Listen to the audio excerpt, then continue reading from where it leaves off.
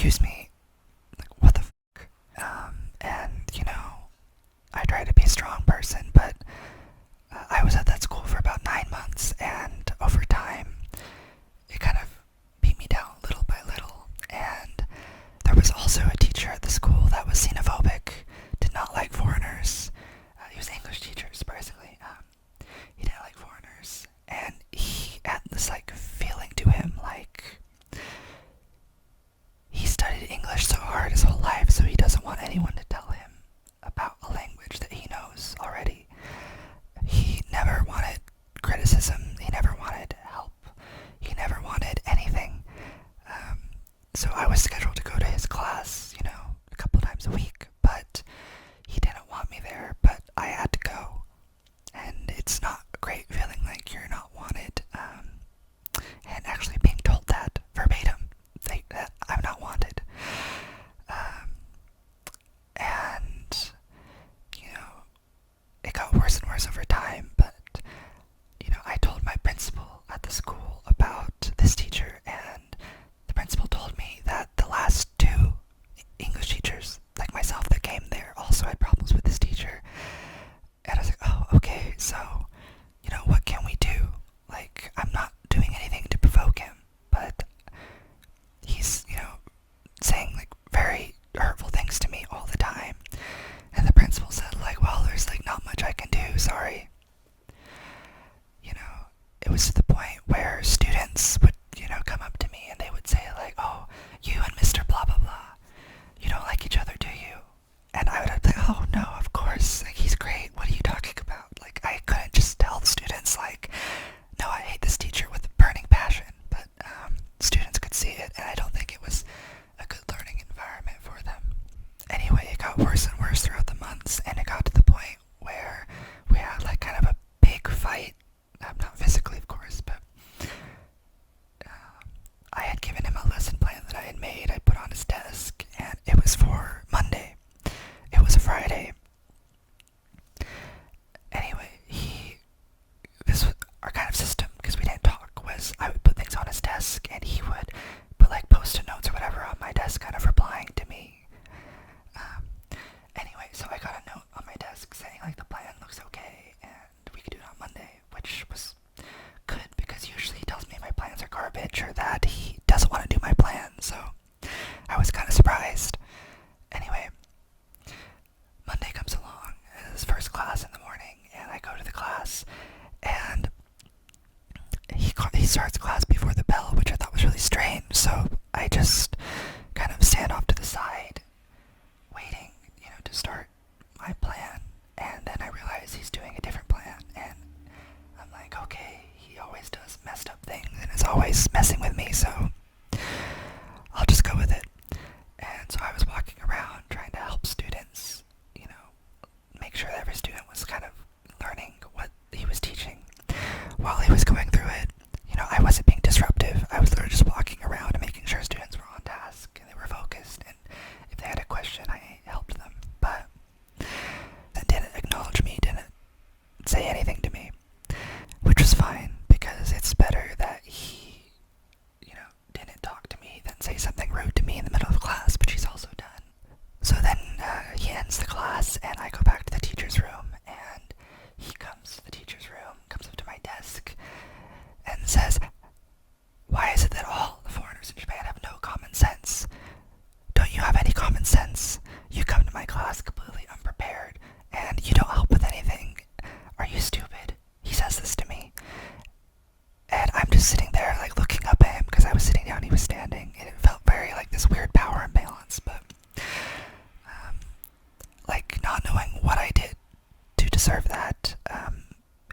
And then I said, well, I was just waiting to do the plan that you said okay to. And he said, what plan? I never got a plan.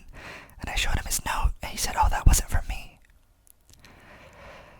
And all the teachers in the teacher's room saw this, and none of them defended me. When I complained to the principal, she said, sorry, there's nothing I can do. I can't discipline him. And so then I go to the Board of Education, and I tell them, and the Board of Education tells me, like, well, what did you do wrong? And I have so many emails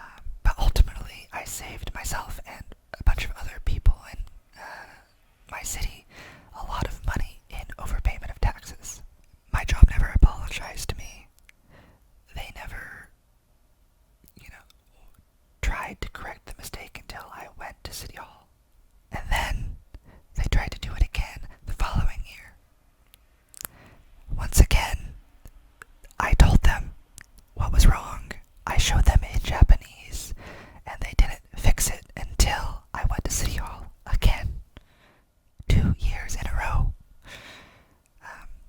And thankfully, after that, there were no issues. But once again, it was a situation where, because I was not Japanese, they didn't even want to listen to me, even though I was telling them exactly what the issue was, showing them the evidence, and using Japanese. So that was definitely like a big downside, was my own board of education in the city I was in. But another thing that I didn't really like was, if you didn't have any background in education, some teachers would just assume you knew how to teach when, in fact, most JED participants have no experience in education. I had some experience, so I was fine, but you're just kind of thrown into your schools and given a schedule, and some schools are good at communicating with you, others are not so good at communicating. But you have to make lessons and go to your class and teach them. Or sometimes you're given a lesson and you have to follow that plan. But sometimes you're given the lesson 5 minutes before the class starts. Sometimes the class schedule changes and you're not even told. Communication with the foreign English teacher is usually really bad at most schools. Another thing about the JET program that's not so great is that most of the contracts have a line that says something like you must do anything that your school or board of education tells you to do. At least my contract had a line like that. And it's very vague, and basically anytime my POE wanted me to do anything at all, I had to do it, because they would usually just say, like, well, it's part of your contract. And, I had to do a lot of things sometimes that I didn't really want to do or feel comfortable doing. But, I did it anyway. Another thing about the JET program that's not so great is that most jobs, most schools, you have to do desk warming. So if the students are not at school, you still have to come to work and sit there. And usually, because you're the foreign teacher, you don't have to actually do much for grading.